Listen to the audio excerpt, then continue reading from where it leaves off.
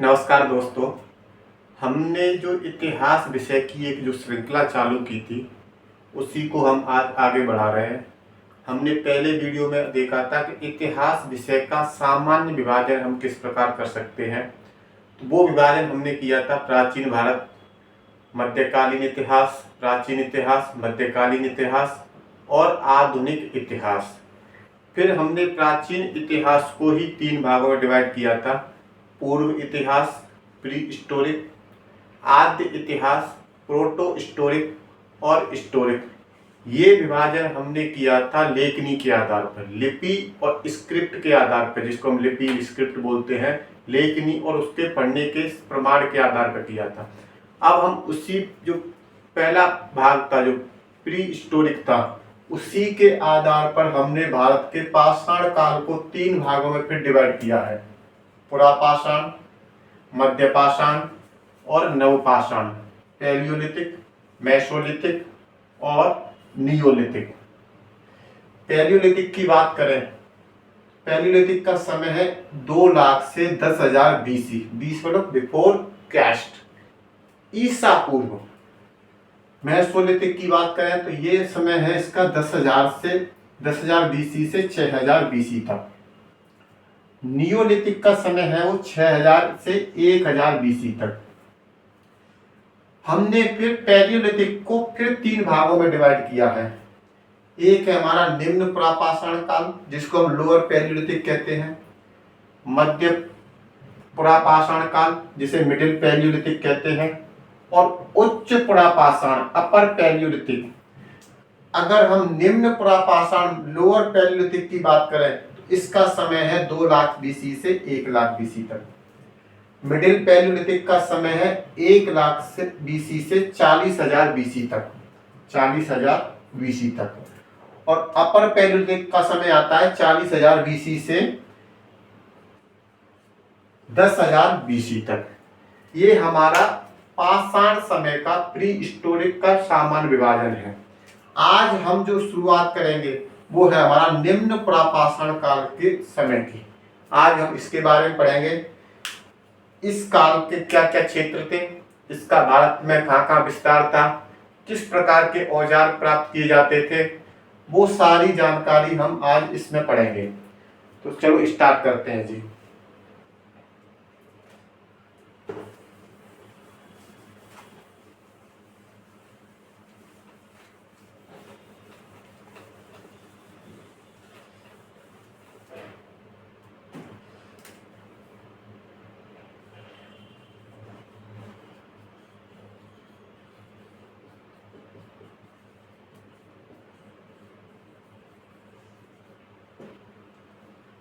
इसका समय है 2 लाख बीसी से 1 लाख बीसी। ये वो समय है जब मानव को लेखनी और लिपि का कोई ज्ञान नहीं है। ना तो उसको लिपि का ज्ञान है, ना ही वो लिखना जानता है। इसलिए हमें इसके कोई प्रमाण नहीं मिले हैं। सारे प्रमाण हमें क्या है, पुरातात्विक। हम इस काल के बारे में जानने के लिए पुरातात्विक स्रोतों पर निर्भर है। क्यों? क्योंकि इसमें लेखनी का कोई प्रमाण नहीं है, लिखावट का प्रमाण नहीं है। ना तो उस समय का मानव लिखावट या लेखनी के बारे में जानता था, इसलिए हमें आज का मानव उस लिखावट न मिलने के कारण कुछ हमें प्रमाण नहीं मिले। लेकिन हमें पुरातात्विक स्रोत, आर्कियोलॉजिस्ट ने जो प्रमाण प्राप्त किए उसी के आधार पर हम क्या करते हैं, इसके बारे में जानते हैं। अगर इसके प्रमुख क्षेत्रों को देखें तो इसका विस्तार भारत के अधिकतर भागों में था। उत्तर में भी था, पूर्व के कुछ भागों में था, दक्षिण में भी इस संस्कृति के इस समय के प्रमाण मिले हैं। तो क्षेत्र में देखें तो उत्तर में सबसे पहले आता है सोहन घाटी,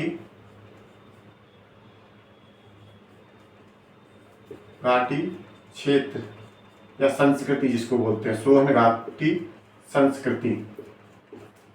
सोहन वैली। ये कहां पे थी? ये आज के पाकिस्तान के पंजाब प्रांत में थी। आज का जो पाकिस्तान है उसके पंजाब प्रांत में थी। 1928 में B.N. वाडिया द्वारा इसका उत्खनन किया गया। साथ ही साथ हमें यहां से 5 स्तर के वेदिकाएं प्राप्त हुई हैं। जैसे फिर अब आप सोचेंगे वेदिकाएं क्या होती हैं।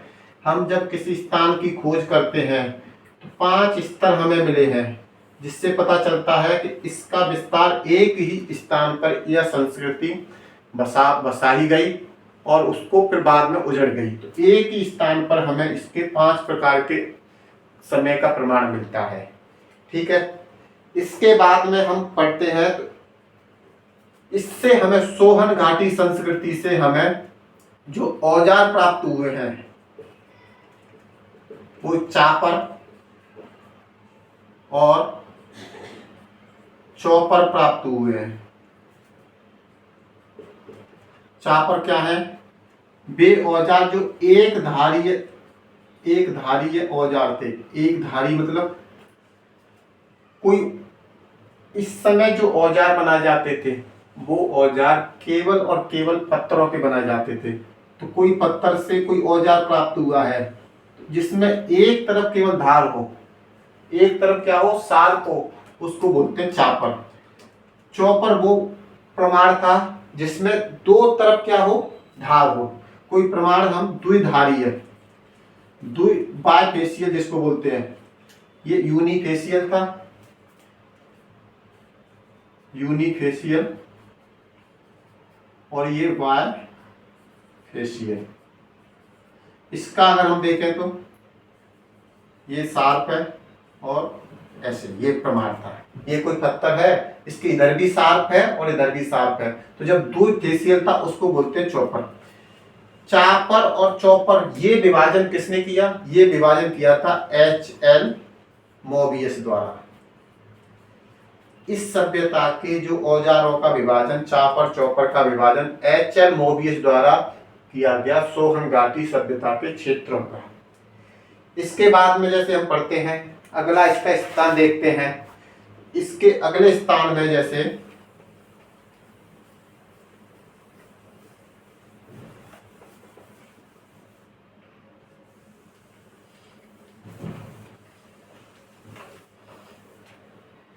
इसी स्थान से हमें एक चौतरा नामक स्थान प्राप्त हुआ है।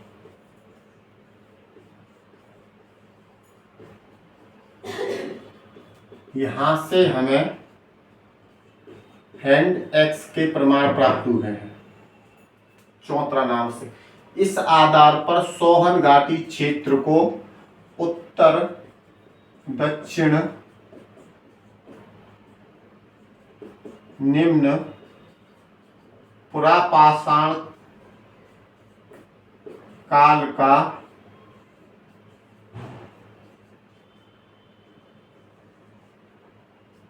केंद्र कहा जाता है। क्यों?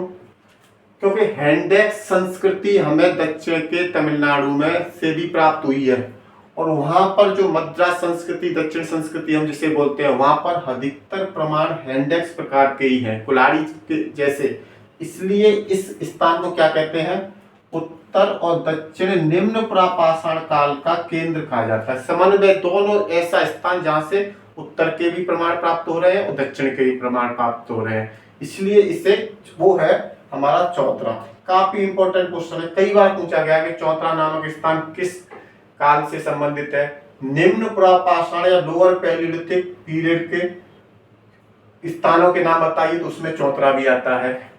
उत्तर भारत में हैंडेक्स, निम्न पुरापाषाण काल के हैंडेक्स के प्रमाण हमें कहां से प्राप्त हुए?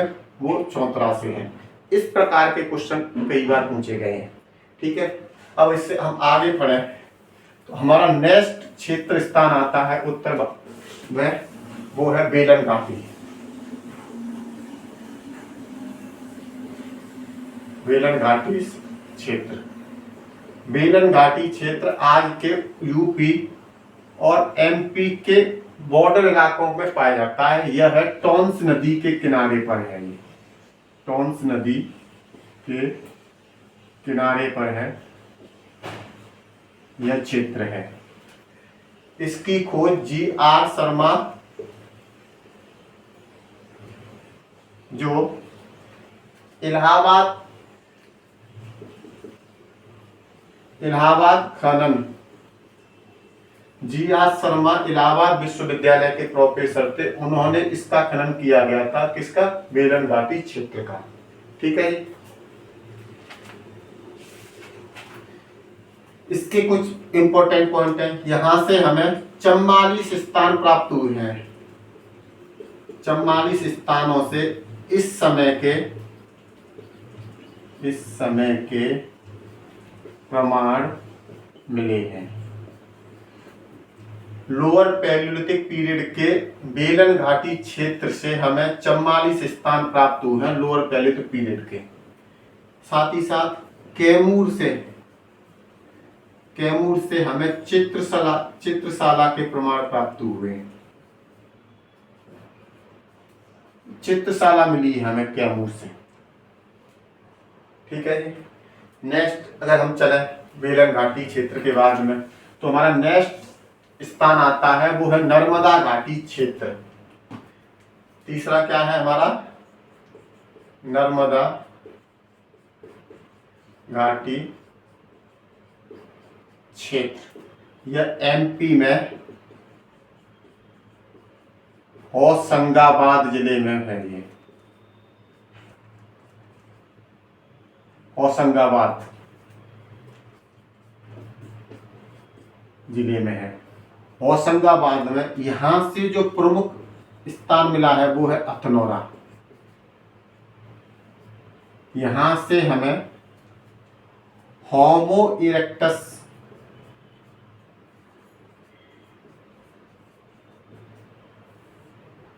मानव का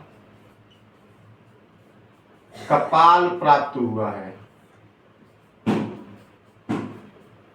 ये काफी इंपॉर्टेंट है। ये जब आज का जो मानव है उसका आज का मानव है वो होमो सेपियंस प्रजाति का है। तो होमो सेपियंस से भी पहले जो मानव था उसको बोलते थे होमो इरेक्टस।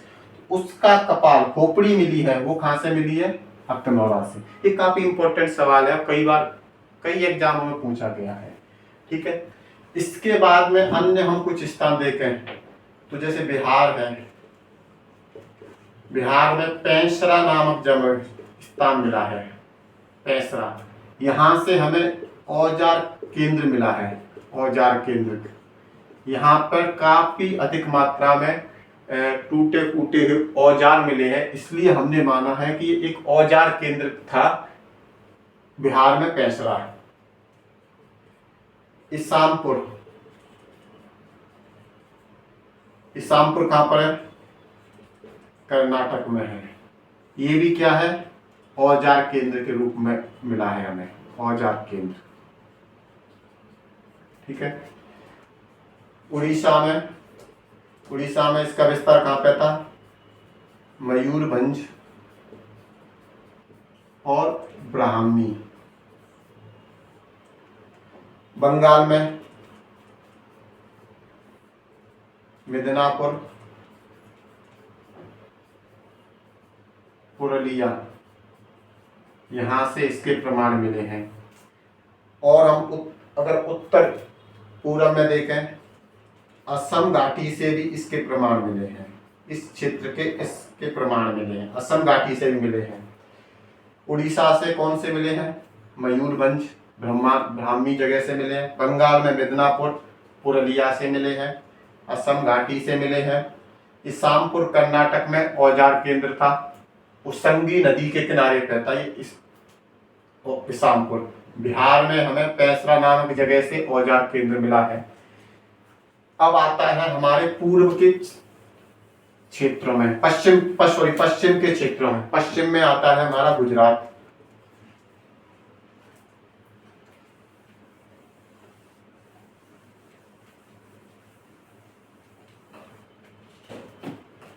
गुजरात में हमें साबरमती के किनारे से प्रमाण प्राप्त हुए हैं। राजस्थान में अजमेर, नागौर में जैसे देखा जाए तो डीडवाना, जायल, अमरपुरा आदि स्थानों से हमें ये प्रमाण प्राप्त हुए हैं। राजस्थान में अजमेर, नागौर, डीडवाना, जायल, अमरपुरा, जोधपुर,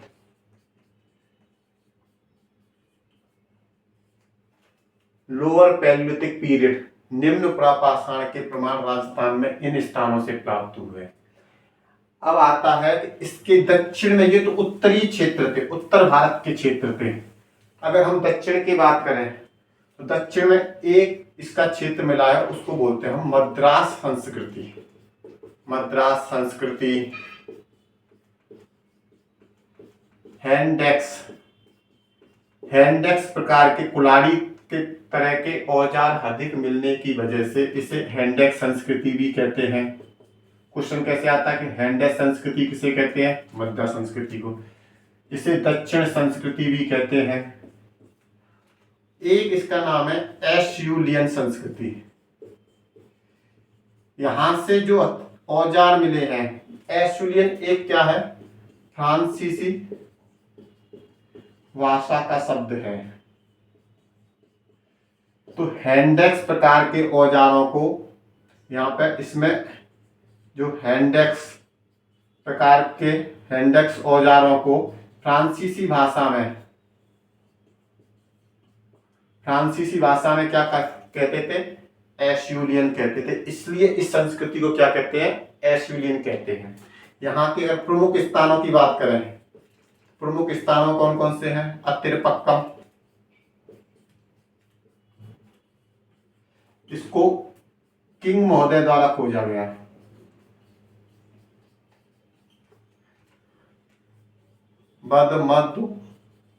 मदुरै, ये इसका दूसरा स्थान है। अतिरपक्कम है, किंग मदुरै है।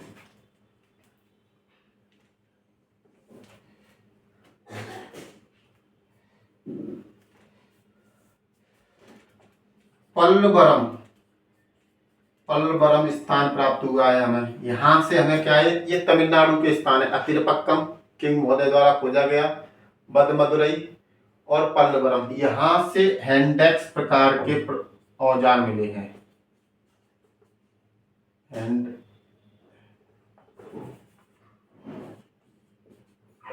हैंडेक्स प्रकार के औजार प्राप्त हुए हैं। कहां से? अतिरपक्कम, तमिलनाडु से। ये सारे स्थान कहां पर थे? तमिलनाडु में है ये, इसलिए इसे मद्रास संस्कृति कहते हैं। ठीक है। इसके बाद में अगर हम इस समय के मानव के बारे में थोड़ा जाने तो वो क्या है? अगर सामाजिक जीवन देखें, थोड़ा आर्थिक जीवन देखें, तो आर्थिक रूप से आर्थिक जीवन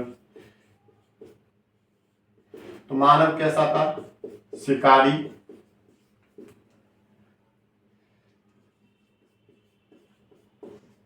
घुमंतु जीवन।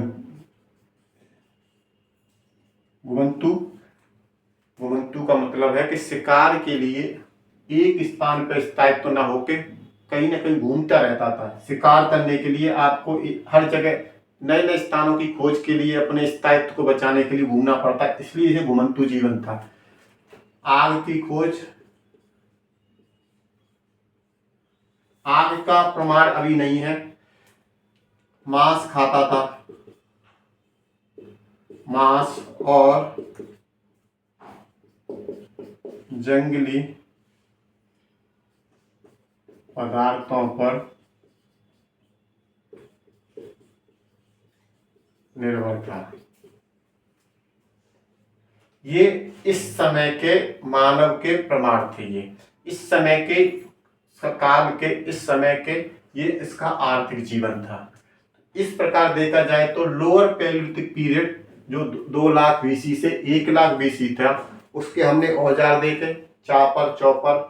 अगर हम कुछ और औजारों के बारे में देखें लास्ट में, अब वो कौन से थे उसको हम देख सकते हैं एक जगह। औजार कौन कौन से हैं?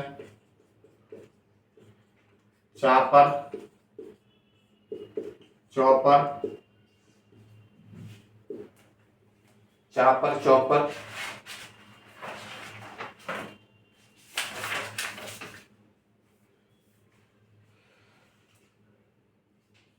बेदार, चापर, चौपर, स्क्रेपर आदि। ये इस प्रकार के यहाँ पर औजार मिलते हैं हमें। ठीक है, तो ये दोस्तों आज हमारा रहा निम्न पैलियोलिथिक पीरियड का, निम्न पुरापाषाण काल का विभाजन, लोअर पैलियोलिथिक पीरियड का।